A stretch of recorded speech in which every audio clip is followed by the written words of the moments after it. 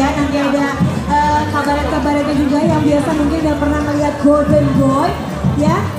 Nah, nanti akan ada juga yang menghibur kita hari ini ya. Dan di sini juga saya mau menanyakan juga buat Anda yang sudah mendownload aplikasinya siapa? Yang sudah mendownload aplikasi Jakarta Fair? Hah? Saya nggak yang di belakang. Gimana dong? Dan di depan pada nyuekin mulu ya. Saya nggak mau di belakang aja kali ya. Oke. Di sini yang sudah download Jakarta Fair siapa? Hah? Belum ada yang download? Ya ampun, kenapa belum download? Harus download cepat-cepat ya. Karena di aplikasi itu banyak sekali keuntungannya.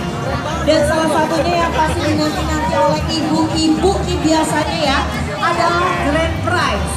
Jadi buat Anda semua yang sudah membeli tiket, itu jangan sampai dibuang tiketnya. Dibuang nggak tiketnya? Enggak kan? Enggak ya, nggak dibuang ya tiketnya ya. Hai Miss Universe, banyak banget Miss Universe. Ada yang warna pink itu ya. Kita berjumpa lagi. Oke.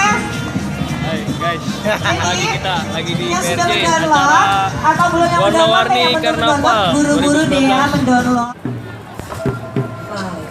5, 4, 3, 2, 1.